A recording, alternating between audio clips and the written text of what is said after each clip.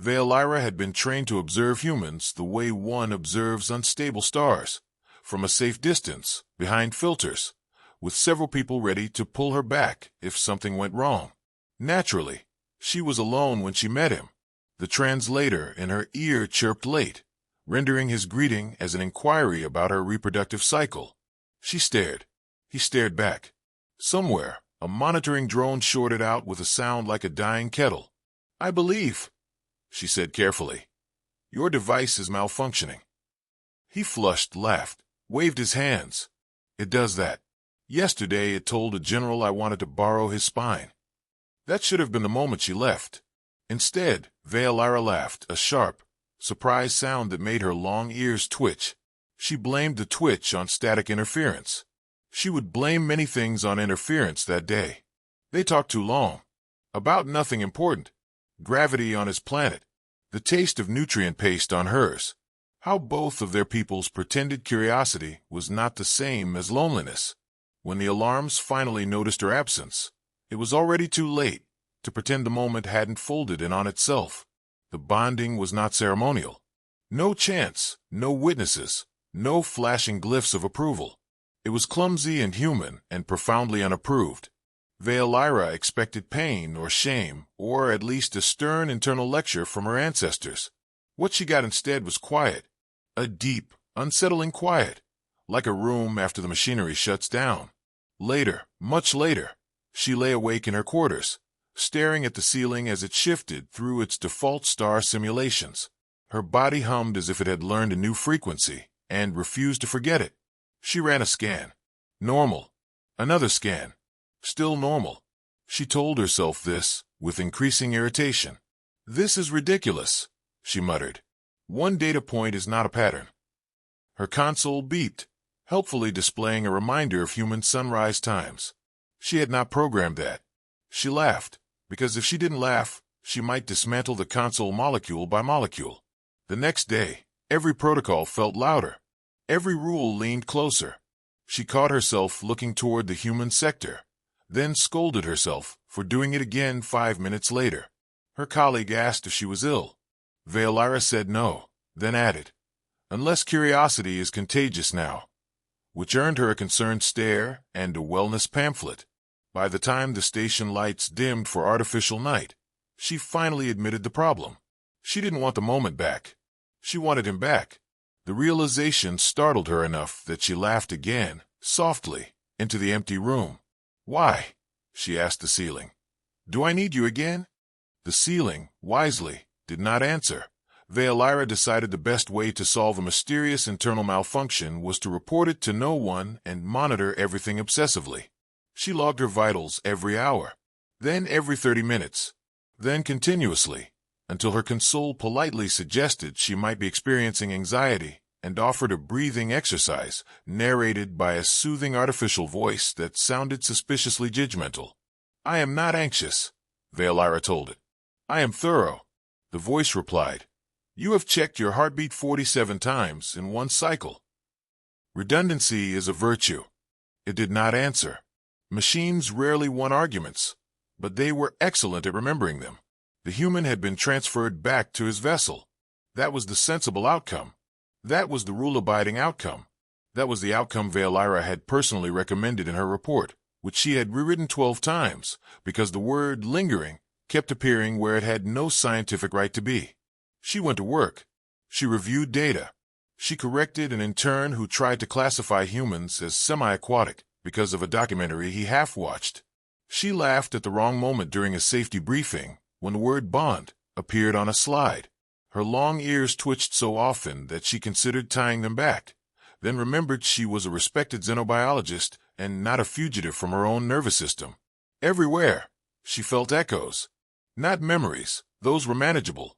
This was more like alignment, as if something inside her had clicked into place, and now everything else felt slightly off-center. She ran deeper scans. Neural resonance mapping, hormonal overlays, quantum imprint checks, just in case the universe itself had opinions. The results came back clean. "Impossible," she said, glaring at the screen. The screen helpfully enlarged the word normal. She laughed. A short, sharp sound. That's what worries me. At midday cycle, she caught herself calculating human time zones. She closed the window immediately, then reopened it to be sure she had closed it properly. She told herself it was academic interest. She told herself many things. None of them were convincing. A colleague leaned into her workspace. You're humming. I am not. You are. It's rhythmic. Vaelira stopped. The silence felt wrong. Occupational side effect. Of what? Exposure, she said, which was true in the most unhelpful way possible. When night cycle came, sleep refused to cooperate. Her thoughts kept drifting, looping back with irritating cheerfulness. She remembered his laughter, how easily it came, how it didn't seem to ask permission. She remembered how human humor bent rules without breaking them, how it slipped through gaps that discipline left behind. This is chemical, she told herself. Entirely chemical. Her console chimed. An incoming message request flickered, unauthorized and faint. Human frequency. She stared at it for a long time. Long enough to tell herself she would delete it. Long enough to decide she deserved answers. Long enough to admit that answers were not what she wanted. She accepted the message. Hi, it said. This might be against several things, but I wanted to check if you were okay. Vaelira laughed aloud, startling herself. I am, she said, then added. I think. There was a pause. Then, that's usually how it starts. She pressed her fingers to the console, grounding herself. This should not feel like this. Yeah, he said. Humans have a whole library of books that start that way. She should have ended the transmission. She should have reported it. She should have done many sensible things. Instead, she stayed. And somewhere deep inside her, the quiet shifted into hunger, patient and awake. Be why the third cycle after the message, Vaelira had established what she called a system, and what anyone else would have correctly identified as a problem. The system involved exactly 3 rules. First, she would only communicate with a human during officially logged-off hours. Second, all conversations would remain informational, casual, and absolutely not emotionally significant. Third, if she broke the first 2 rules, she would at least be honest about it. The system failed immediately. She told herself the conversations were harmless. They talked about research mishaps, about the strange food cultures of their worlds, about how humans willingly consumed substances that caused pain and called it flavor. She laughed more than she should have. Her ears betrayed her again, flicking whenever his voice warmed with amusement. You do that thing, he said once. What thing? Like you're trying not to smile, but your whole face gives up anyway. That is biologically unavoidable, she replied. Also rude of you to notice. Occupational hazard. She muted the channel and stared at her console. Occupational hazard. She worked in xenobiology, not xenopsychological sabotage of her own stability. She resumed monitoring herself. Not because she was worried, because she was curious. Curiosity had always been her strongest defense. She charted the subtle changes, increased neural activity during communication windows, delayed sleep cycles, an alarming improvement in her mood metrics. The last one offended her deeply. This is not sustainable, she told the empty lab. The lab lights dimmed in agreement, which felt uncalled for. Her people began noticing.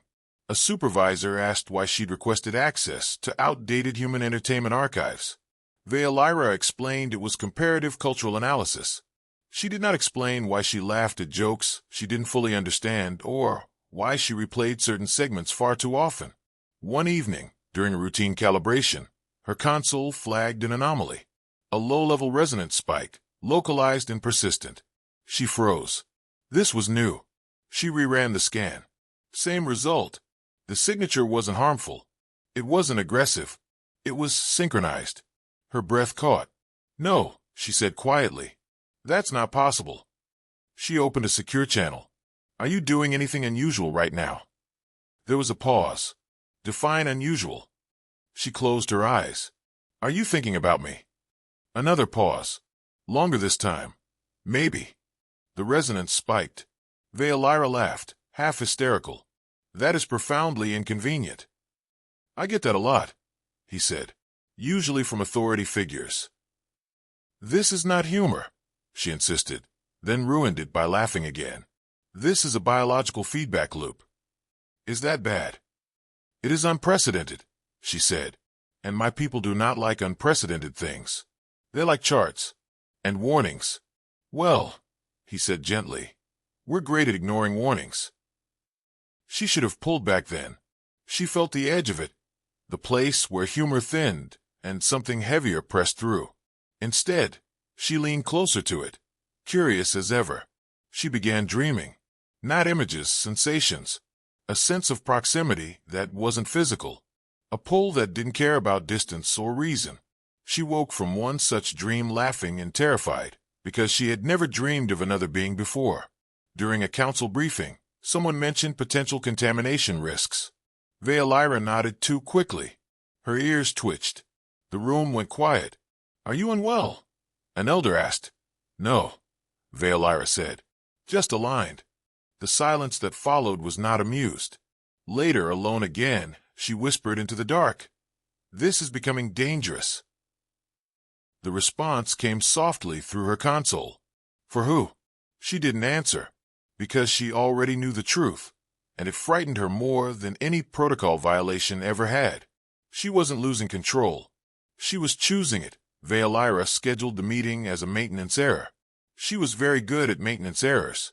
The request slid through 3 oversight layers disguised as a diagnostic overlap between human communication arrays and alien resonance sensors, which was technically true if one squinted hard enough and stopped asking follow-up questions. When approval came through, she laughed so loudly her console asked if she'd like to log an emotional anomaly. No, she said, but thank you for your concern.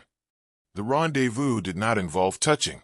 They both agreed on that immediately, which made it suspicious. Agreements made that fast usually existed to be broken. Instead, they sat on opposite sides of a shared interface field, watching each other through projected light and latency delays. This is the part where one of us says this is a bad idea, he said. I already said it 17 times, Vaelira replied. I am now in the acceptance phase. Wow, humans usually take longer. Your species enjoys denial. Mine prefers efficiency. They talked. Too easily. Too comfortably. Humor filled the gaps where caution should have lived. He joked about how humans accidentally bonded with inanimate objects. She told him about a researcher who once formed an emotional attachment to a door that opened politely. They laughed until the resonance spiked again, stronger this time, pulsing between them like an accusation. Vaelira's console lit up with warnings she had personally written years ago. She muted them. I can feel it, she admitted, quieter now. Not the bond itself. The consequences. For the record, he said, I feel mostly confused and slightly honored. That makes one of us, she said dryly. My people will call this contamination. And you? I call it inconvenient timing. The interface flickered. Her heart rate climbed. She didn't need a scan to know that. She needed distance. Instead, she leaned forward, because curiosity had always been stronger than fear. Vaelira, he said, and the way he said her name felt like a hand reaching across space. Yes, if this puts you in danger. It already has, she interrupted. The danger is not the bond. It's that I do not want it undone. Silence stretched. Not empty. Full. Charged. A system alert chimed. Unauthorized monitoring attempt detected. Vaelira groaned. They've noticed. That was fast. I am excellent, she said, but I am not subtle when motivated. She cut the interface, breath uneven, mind racing. Protocols flooded her console. Requests for explanation. Requests for compliance. Requests for reassurance. She ignored them all and opened a private channel. They will demand separation, she said. Neural scrubbing. Memory dampening. I helped design the procedure. Does it work? Yes, she said. That's the problem. Another alert. Louder. Vaelira, he said carefully. You don't have to choose me. She laughed, sharp and bitter. That's what frightens me. I already have. Security authorization codes began auto-generating. The system was preparing to intervene, to protect, to erase. Vaelira made a decision. She rerouted the resonance, not severing it, anchoring it, folding it deeper, quieter, beyond the sensors that only understood surface-level connections. It hurt. It thrilled. It worked. The alerts faltered. Her console went silent. She sat back, shaking, then laughed again because she had just endangered 2 civilizations, and the relief was absurdly funny. "I did a bad thing," she said softly. The response came after a delay, steady and real. "You did a brave one." Vaelira closed her eyes. "No," she said. "I did a selfish one. And I am not done." Somewhere beyond the station walls, systems recalibrated. Unaware they had just missed something that would one day matter very much, Vaelira faced the council with a calm that surprised even her. They demanded explanations. She gave them data. They demanded remorse. She offered context. When they accused her of emotional contamination, she corrected their terminology and suggested cross-species resonance entanglement instead, which did not improve their mood, but did stall them long enough for her to finish speaking. "This bond did not weaken me," she said. "It clarified me." An elder scoffed. "You risked exposure. You altered protocols." "Yes," Vaelira agreed cheerfully. "And I improved them. You're welcome." Silence followed. Then arguing. Then more silence. The kind that meant systems were running simulations faster than feelings could keep up. Vaelira waited, ears still, heart steady. She was no longer afraid of what she felt. She understood it now. The resonance, once hidden, was no longer unstable. Anchored, harmonized, measurable without being dangerous. She presented the data. Mutual cognitive enhancement, emotional regulation improvements, unexpected humor exchange benefits, which she footnoted apologetically. One counselor asked, "And the human?" Vaelira smiled. "Still inconvenient." They voted, not unanimously. Progress rarely was. The bond would not be severed. It would be studied, carefully, publicly, with consent. Vaelira left the chamber dizzy with relief, and something dangerously close to joy. The human was waiting on the channel, trying not to look like someone who had been pacing for hours. "So," he said, "am I banned from your quadrant?" "On the contrary," Vaelira replied. "You are now a case study." He blinked. "That's romantic." "In my culture," she said, "this is practically a proposal." He laughed, and the resonance settled into something warm and steady instead of sharp and hungry. They didn't meet every day. That surprised her. The craving softened into something sustainable, something chosen instead of demanded. She learned the difference. That was the real change. Vaelira continued her work, but now her research included connection instead of avoidance. Her people adapted. Slowly. With charts. She taught a seminar titled Unintended Bonds and Why Panicking is Inefficient. It was very well attended. Sometimes, during quiet cycles, she still felt the pull. But now it came with trust, not confusion. Once, much later, she caught herself laughing alone in her quarters. "What?" he asked through the channel. "I remember when I asked why I needed you again," she said.